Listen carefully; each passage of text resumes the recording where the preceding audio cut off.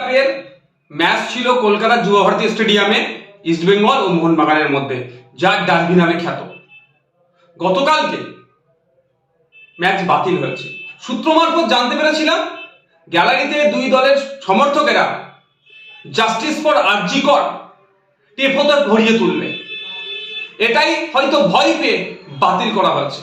কিন্তু দুই দলের সমর্থকরা ঘরে বসে থাকেননি, তারা যুবভারতী স্টেডিয়াম চত্বরে জড়ো হতে চেয়েছিলেন জাস্টিস ফর আরজি কর তিলোত্তমার বিচার চাইতে, তার পরিবার যাতে ইনসাফ পায় সেই জন্য।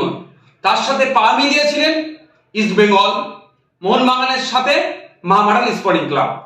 তার এই তিন দলের কর্মী সমর্থকরা যখন জড়ো হয়, পুলিশ মেন গেট থেকে 200 মিটারের মধ্যে কাউকে প্রবেশ করার অনুমতি দেয়নি, 200 মিটারের বাইরে দাঁড়িয়ে বাইরে থাকার কথা বলেছে। তিন দলের সমর্থকেরা 200 মিটারের বাইরে থেকে শান্তিপূর্ণ ভাবে তারা প্রোটেস্ট করছিল এবং জাস্টিস ফর আরজি কর, জাস্টিস ফর তিলোত্তমা বলছিল। কিন্তু পুলিশ নির্বিচারে তাদের উপরে আক্রমণ করে, নারীরাও বাদ যায়নি, টেনে হিঁচড়ে প্রিজন ভ্যানে তাদেরকে তোলা হয়। আমাদের প্রশ্ন, যেখানে মুখ্যমন্ত্রী নিজে জাস্টিস ফর তিলোত্তমা বলছেন, খুনিদেরকে দোষীদের শাস্তি চাইছেন, ফাঁসি চাইছেন, এবার ডেডলাইন করে দিচ্ছেন, সেখানে ভিন্ন দলের সমর্থকেরা তারা যারা ভিন্ন মানুষেরা যারা তিলোত্তমার হয়ে আওয়াজ করছে, তাদেরকে পুলিশ দিয়ে এরকম ভাবে দমন পীড়ন করা হচ্ছে কেন?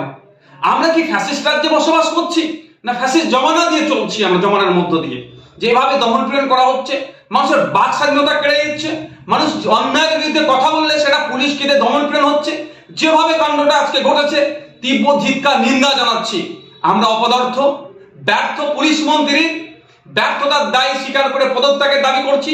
সাথে সাথে স্বাস্থ্যমন্ত্রীও এই দায়, এই যে ঘটনা আরজি করে ঘটেছে, এটা নতুন ঘটনা নয়, বিগত দিনে এই ধরনের অনেক ঘটনা স্বাস্থ্য কেন্দ্রগুলোতে রিলেটেড ঘটছে, সম্পূর্ণরূপে ব্যর্থ হয়েছে।